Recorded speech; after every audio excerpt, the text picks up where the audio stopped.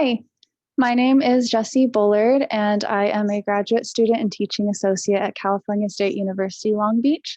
This is my teaching demonstration wherein I'm going to provide a mini lecture on the three rhetorical appeals, introduce and connect this material to the students' informal assignment, and then begin a class activity wherein students would engage with materials similar to the subjects of their essays, as well as practice skills of rhetorical analysis in a collaborative setting.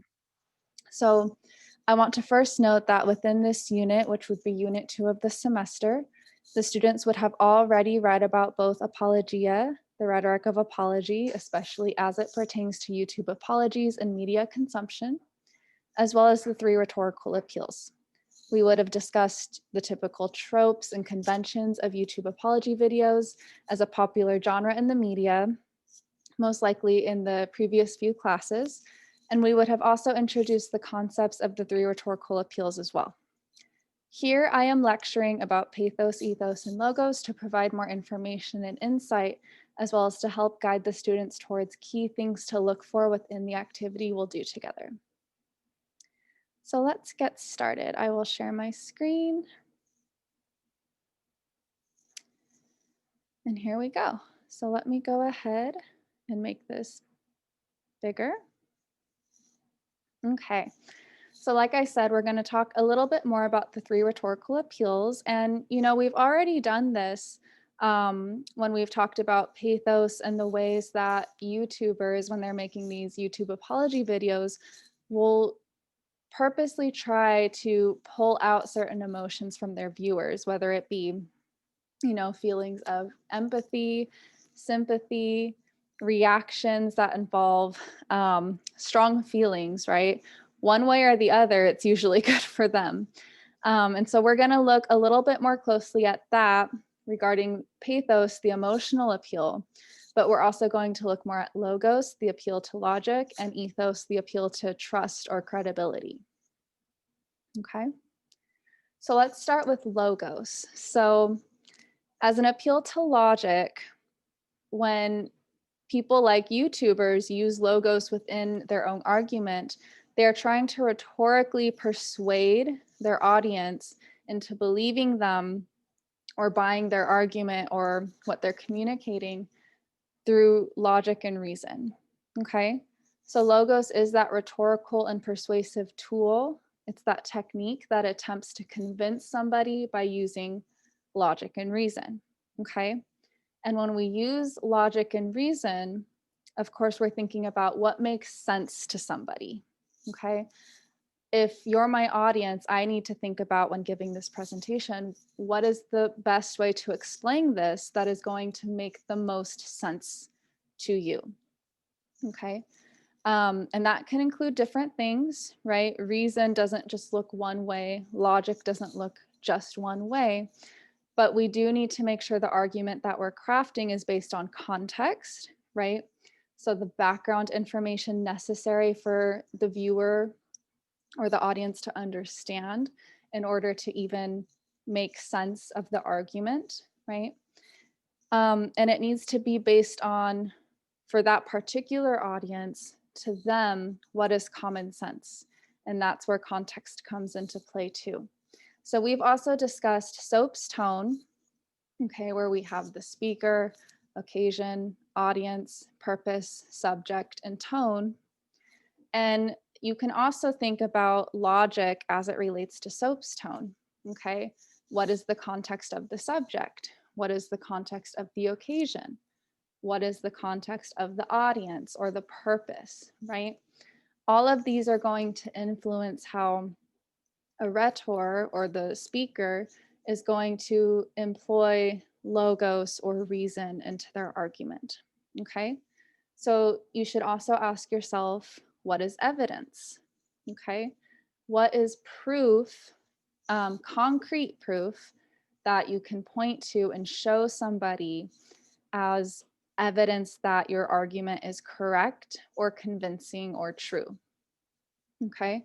So the author, regardless of what their purpose is, whether it's a YouTube apology, right?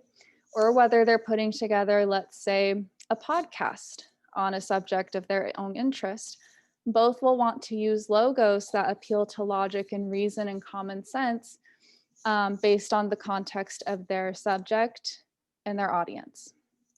Okay, that's what will convince their audience, is reason. So some examples of logos and rhetoric that we typically see are both visual and expository samplings of data. So here I've put this generic bar graph because I'm sure you've all seen that. And that tends to be one of the very first pictures that pops into our heads when we think about logos is, okay, I have to include visual data somehow. And yes, that is a common one. And yes, it can be very effective. It can be very convincing because numbers in particular, as viewers and as someone you're trying to convince, that tends to feel convincing because we have a concrete number that we can look at. It's measurable in that sense, right? And things that are measurable and concrete tend to feel more convincing because it feels harder to argue with, right? It's harder to poke holes into something like that. And so that's why we do tend to see visual data, or it can be, expository data written out. But we can see other things too as samplings of logos. It's not just stuff like bar graphs, okay? We can also see contextual descriptions of factual evidence, right? Thorough and in-depth citation of credible sources. That's a use of logos. An author or even a YouTuber, YouTubers can make really in-depth video essays that involve a lot of extensive research on that subject. And they cite those sources, maybe not the same way that we do in an essay, right? But they're citing those sources and acknowledging where it's come from so that the viewer watching their video essay on YouTube can feel more convinced that they've done their research, they've contextualized the situation, and they know what they're talking about, okay? So that's another reason why we always want to find credible sources, and we'll talk more about that with ethos, okay? But that's logical appeal as well, because that makes sense. It appeals to our common sense. And it can also look like acknowledgement of various counter arguments.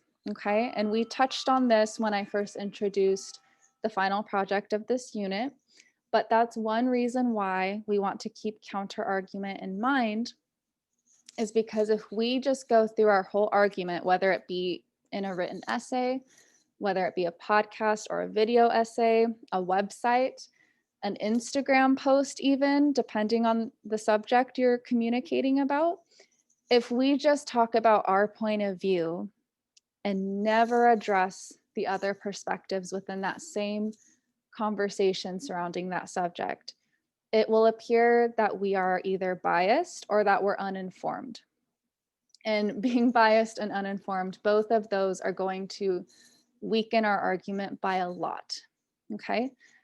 Because if we're biased, right, then that means even if our side has flaws or it's incomplete in some way, we don't care. We're just going to favor it for whatever reason. And usually it's associated with favoring it for emotionally charged reasons, which weakens the logos, the logic, right? But in addition to that, it could look like we're uninformed. It could just look like we didn't do our research and therefore we're not aware of the other existing perspectives living within this conversation about that particular subject, okay? So that's why acknowledging counter arguments, having thorough and in-depth research and citation of credible sources, contextualizing all of our evidence as we're using it, whether it be visual like this bar graph, or a description of data, whatever it may be, we want to make sure that we follow these steps in order to have our logos be the most effective in communicating our ideas, okay? And here I just want to say that normally I would pause to take questions from my students about logos and everything we've discussed with logos so far. And in addition to that, I would also ask them for examples of where they've seen logos in their own lives before, whether it be from, text messages with friends, Instagram posts, Twitter, YouTube videos, conversations they have with people, other classes that they're in, the news, whatever it may be. I would ask for those examples for my students and have a short conversation about just logos before moving on to pathos. Okay. So pathos, we know, is an appeal to emotion, and this is the one that we have spent the most time discussing together so far when we've talked about apologia and the rhetoric of apology, as well as media consumption. And part of that, I think, is because with media in particular, especially popular media like YouTube or other forms of social media, right? Emotion is often, it's not the only, right? But it's often one of the easiest avenues to reach an audience, okay? Because there's a lot of visuals involved, which makes it easier for us to react viscerally to something, kind of react with our bodies to something. So that's one reason why it's the most prevalent, perhaps especially in YouTube apologies, right? Um, but it's also, of course, not just looking one way. Just how we talked about with logos, that logic and reason doesn't just look one way, like a bar graph, right? Pathos doesn't look just one way either. Okay, so let's talk a little bit more about that and unpack it further. So pathos is that rhetorical and persuasive technique that attempts to convince the audience by using emotion and feelings. Okay, so with logos, we talked about how the author has to think about what's going to make sense to my audience, right? What for them is reason. Okay, with pathos, an author should be thinking about how is my audience, based on the soap's tone, right? How are they going to feel about this topic at hand? Okay, what feelings may they be bringing to the subject that I'm speaking about? Okay, and that's why soap's tone is really important to kind of break down anytime you approach any topic of any kind, because it will help you unpack, you know, those particular things concerning the context of your audience. Because based on the subject, the occasion of the rhetoric, the purpose, right? All of those things are going to help you kind of figure your audience out. Okay. Um, so that's something you can consider with pathos is what might they be feeling based on the soap's tone? What can I guess or predict that they may be feeling, and therefore cater my rhetorical approach to those feelings? Okay. And this is something you would notice a lot probably in a YouTube apology, right? A YouTuber is approaching their apology video with a very specific purpose, either to save face or to genuinely gain forgiveness or to make amends, right? But in any case, there is a very particular purpose warranting that apology video. The occasion is very clear in that sense, right? And so typical emotions that we might identify within an audience could be anger. It could be shock or confusion. It could be cynicism, right? That, oh, okay, this YouTuber made an apology video. Here we go again, right? So it could be a lot of things. But that YouTuber is probably most likely anticipating those emotions, right? So if they're thinking about how to rhetorically persuade their audience based on the soap's tone and based on what they can predict about their audience's emotions, they'll probably try to cater to those emotions that we just talked about. Okay. So another thing with pathos is how do the viewer's experiences or the audience's experiences relate to or bring meaning to the topic? Okay, so similarly with, let's say, anticipating anger, when a YouTuber is making a YouTube apology video, they may think, well, what might my viewers have experienced that could maybe bring meaning to the purpose of this video or the occasion that warranted the video, right? So they may try to relate to their audience through empathy, right? And then just generally, of course, what are some maybe charged emotions typically surrounding that particular subject that they can really draw out from their audience? So if we look at examples of pathos and rhetoric, and I had to include my Tobey Maguire Spider-Man crying gif because it's just too good not to. Classic pathos right here. And often the face we also see in many YouTube apology videos. So we've talked a lot about different ways we might see pathos within a YouTube apology video, right? But like I said before, pathos does not look just one way. I think we often think of pathos as trying to draw out sadness or empathy from the viewers, which is often true. So it makes sense that that comes to mind. But authors can use emotional appeals in other ways besides just sadness or sympathy or empathy. Okay. They may also try to draw out and tap into existing emotions, right? That besides just sadness. So if they're talking about a positive or optimistic thing, they may try to infuse humor into the rhetoric, right?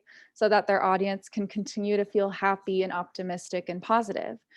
Or on the flip side, maybe it is a harder, more difficult topic to approach. Maybe it is emotionally charged or controversial, or maybe it can easily make someone feel sad, and they still may try to infuse humor, right, as a way to lighten the mood in an effective way.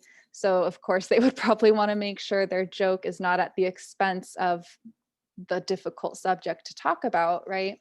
But they may infuse humor in a much more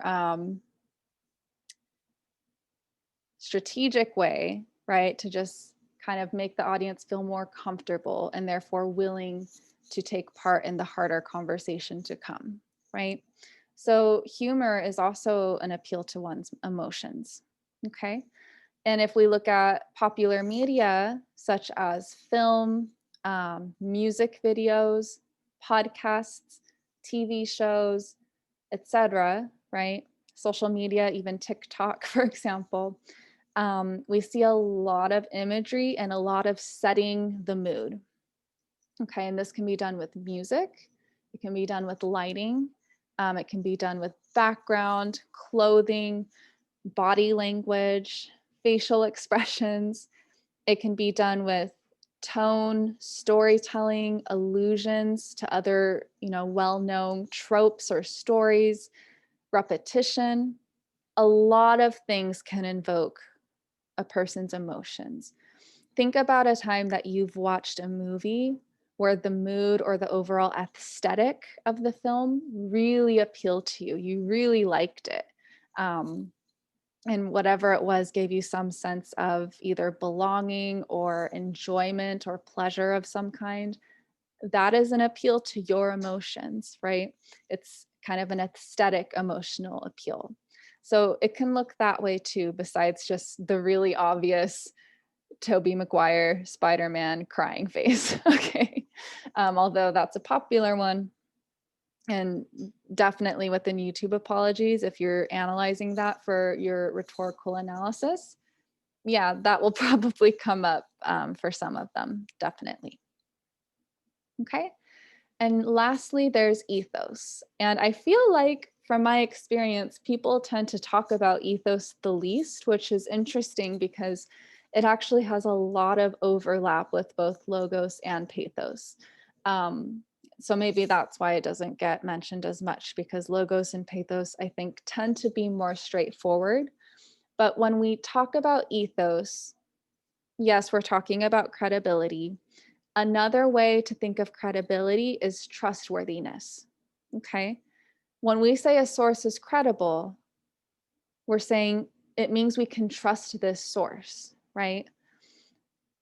The author has done the work and has the credentials or the expertise to talk about this subject, and therefore we can trust it. Okay. That's what a person's ethos is. It means we can trust this speaker or this person because they've demonstrated through the rhetoric itself, right? And we'll talk about how, but they've demonstrated through their rhetoric that they can be trusted. So ethos is that rhetorical and persuasive technique, right? That attempts the audience to trust the speaker by using established credibility. So what does that look like? When establishing one's credibility, you want to make sure that you contextualize your authority and expertise to speak on a subject. Okay. How do you contextualize your authority? Well, I'm glad you asked.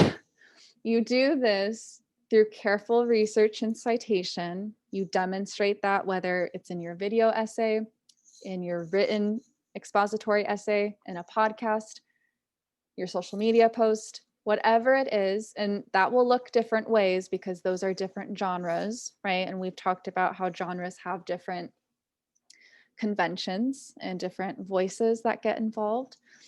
But whatever the genre is, you're still going to demonstrate that careful research and citation if you want to appeal to ethos.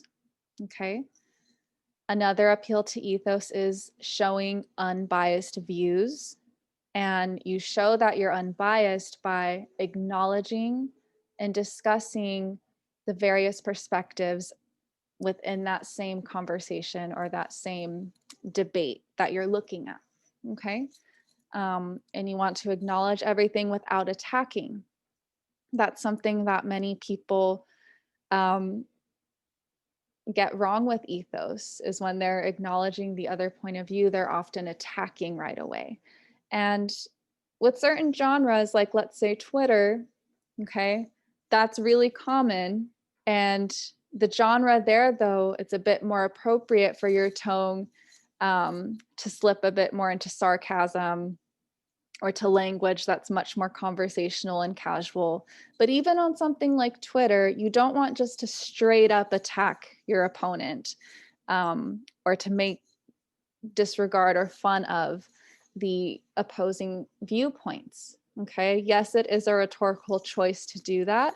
But you can argue it may not be the most ethical rhetorical choice and therefore not the best appeal to ethos. However, on a site like Twitter, yes, you can be very sarcastic, but still respectful in the sense that you're not just straight up attacking the other perspectives. So you can definitely keep genre in mind, and you should, right, to get the most effect out of your rhetoric, but just make sure you're not crossing that line out of ethos, okay? And another, of course, form of trustworthiness and establishing that credibility is credentials, right? Like either a postgraduate degree, extensive experience within the field or within the area being studied or discussed, okay? And formal tone all come into play. But I want to comment a bit more on formal tone. Formal tone in an essay, yes, or in a professional presentation setting. But like I mentioned, if we look at YouTube videos or Twitter, the tone's not necessarily formal because the genre is different, right? We don't talk the way we talk in an academic essay on YouTube or on Twitter, okay? I mean, you can, but it's not popular. It's not part of the conventions, right? And so I wanted to point that out because lack of a formal tone does not just completely diminish one's credibility or one's ethos. Depending on the genre, it could, right?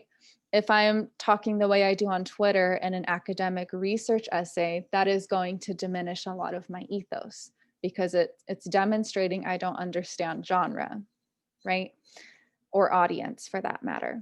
But if I'm on Twitter, it would be fine to have a more laid back tone because I'm on social media and the audience is different. Okay. So please do keep that in mind when we're talking about ethos as well. So some examples of ethos in rhetoric. Authors should try to establish their credibility very early on, as soon as possible, without it seeming staged, right? But as soon as possible in order to gain the audience's trust. Okay, so you want to come across as authentic and sincere and therefore reliable via credible and ethical information. Okay, and through demonstrating those things we talked about with showing your expertise or your authority, contextualizing how you're an expert or at least someone trustworthy within this field of study or this topic, this conversation, and through your research practice as well, by showing that you've taken the time to thoroughly go through different sources on this same topic. And then depending on the genre, the tone. Okay, so we're going to keep those in mind, and I'm going to stop my screen share. And now, once again, I would pause to ask questions about the presentation with ethos, pathos, and logos, as well as if my students can think of any examples pertaining to the 3 appeals from their own lives. From this point, once my students are finished sharing that, I would go to the class activity, which is a video analysis. Basically, it's a collaborative effort. So let me share my screen to show the prompt that I would show my students. Okay, so basically together we're going to be watching My Lipsticks, which is a YouTube apology video by YouTuber Jaclyn Hill. She made this apology video because the lipstick brand that she had produced basically had a lot of complaints and a lot of issues, and her fans were very upset because it appeared that she wasn't showing much sympathy or consideration for the fact that they were reporting these issues.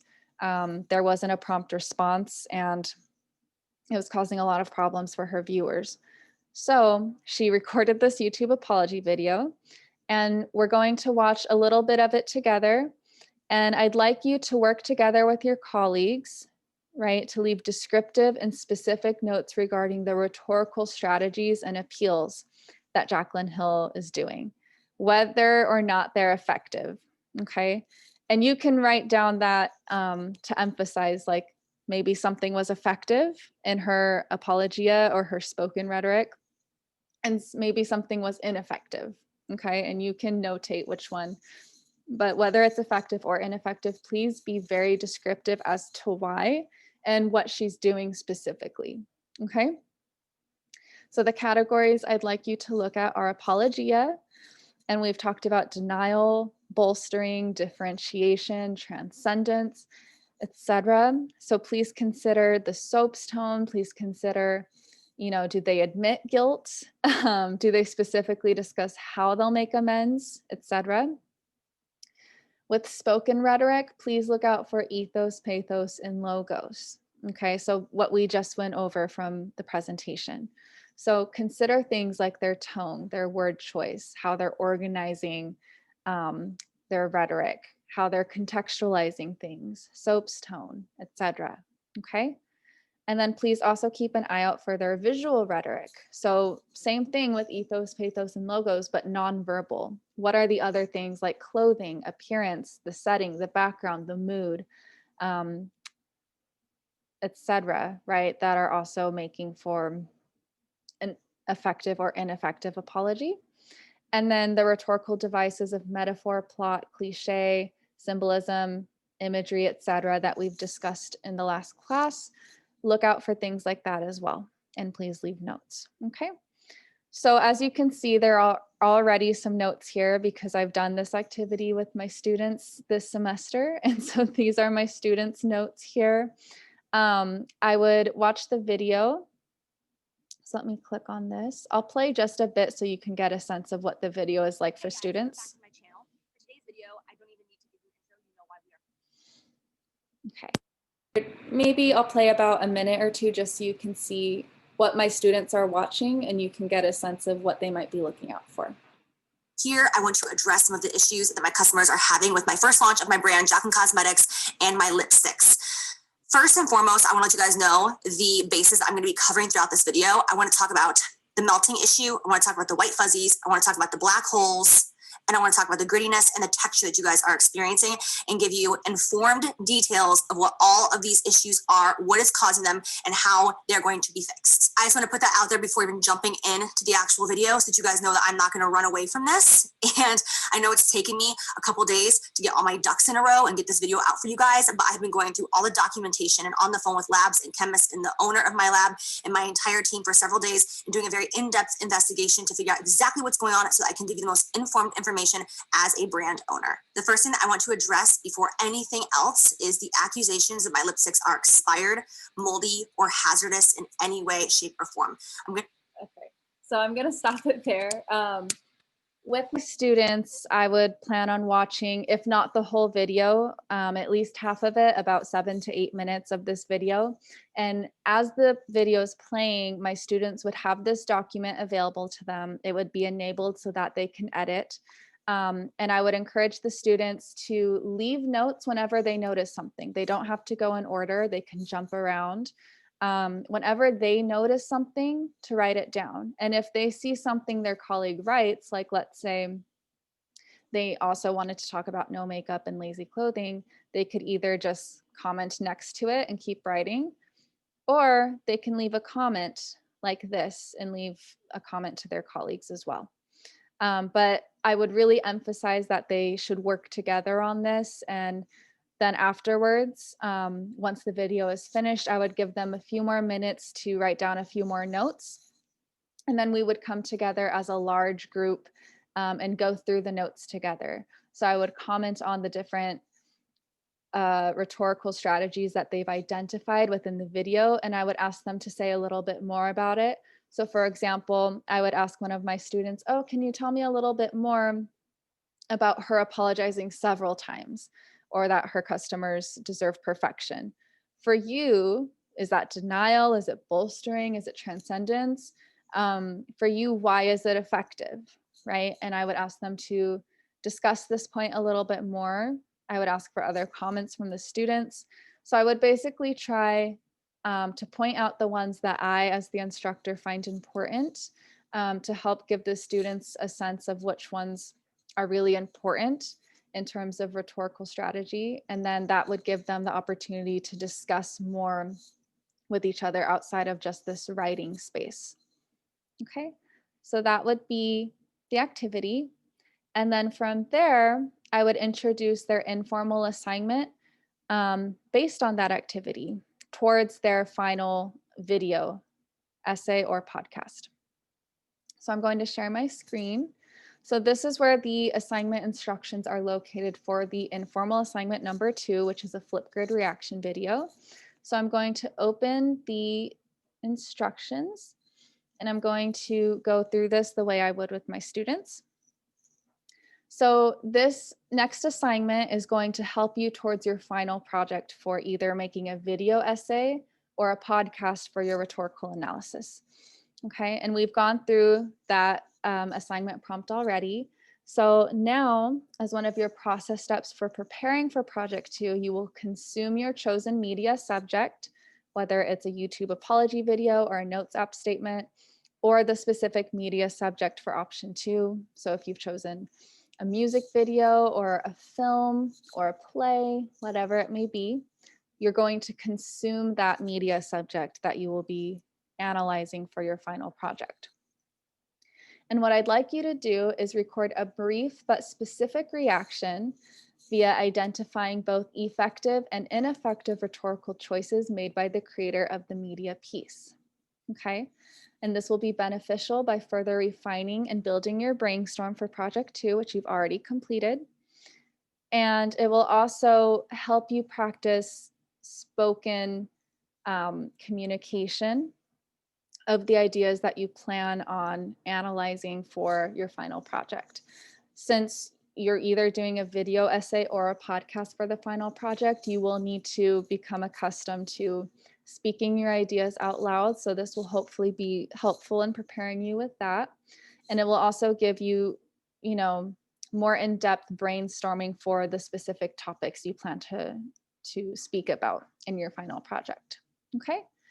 So as practice for this mini assignment, we've already done the invention workshop, and we've already also analyzed the My Lipsticks video from Jaclyn Hill. So together as a class, you had some practice with identifying rhetorical strategies and discussing them out loud together. So now for this mini assignment, I'd like you to complete these steps, and we're going to go through them together. But first, you will access your specific media that you'll be analyzing. Next, decide whether or not you want to write yourself notes or a mini script to read off of for your Flipgrid reaction video, or whether you want to speak spontaneously as you watch and record, kind of like how you wrote notes spontaneously while watching the Jaclyn Hill video. I have no preference. Please do whatever you feel most comfortable with and what you feel will help you the most. If it's better for you to watch it and then write down notes as you're watching, like we did in class, and then kind of read off those notes for your flip grid, you can do that. Or you can have your flip grid up and have your media that you're going to consume up and kind of speak aloud your comments instead as you're watching it. Either is totally fine. Just do whatever you prefer. Okay. So some things to keep in mind regarding what you should be discussing in your reaction video. Only comment on the rhetoric in your media subject. We don't want to know whether or not you agree with the rhetor's opinions on a certain topic or whether you like the movie or the book. Instead, we want to know what you think about their particular rhetorical and compositional choices. So the way that they chose to present their ideas to you. Okay. So this means that you should be identifying specific rhetorical strategies, asserting whether or not you find the strategy effective or ineffective, and then you should provide a reason for why and how it's effective or ineffective. Okay, so you can think of soap's tone as you're doing this as well. But when you're saying logos, pathos, or ethos, please be specific in identifying what about logos, what about pathos, what about ethos. Make sure you're very descriptive so that we can understand why you're saying it's effective or ineffective. Okay, and then here I've listed some possible topics to discuss. So logos, pathos, ethos, the rhetoric of apologia, diction, tone, structure and organization, contextualization, visual rhetoric, and other various rhetorical devices, and even logical fallacies. Okay. And we've talked about cringe in this class. You should also use cringe theory as an intuitive guide to identifying ineffective rhetorical choices by the rhetor. And you may reference cringe as felt knowledge. Okay, so we've talked about in this class, it's really important that you allow your intuition to kind of point you in the right direction or to confirm knowledge that you're gaining. Cringe is a form of that. Okay, so you're definitely welcome to reference cringe in your reaction video. So when you're ready to record, click on this link to the Flipgrid platform and use the passcode Apologia12 to sign in. And here you will record your reaction video. Okay, so you have 3 minutes to record your reaction. For full credit for the assignment, you must utilize your full 3 minutes, but you can go for longer than 3 minutes too, especially if you need more time to really thoroughly discuss some ideas. Okay. So when recording your reaction video, you should be consuming your media and adding commentary. Okay, so like I said, definitely feel free to write your notes out first if you'd rather have kind of like a script to go off of, if you feel more comfortable with that. But in any sense, I would like you to kind of play, if it's a video or audio, please play it and then pause to give your commentary as you go so that we can hear it as well. Okay. And then once you finish recording, you can watch it back and edit it before you submit, and we'll be leaving comments on each other's videos. Okay, so then here, I would take any questions from my students to make sure that I can clarify any information for them. And that's basically it as far as the assignment goes. So this was my teaching demonstration. I thank you all for watching, and I look forward to seeing everybody else's.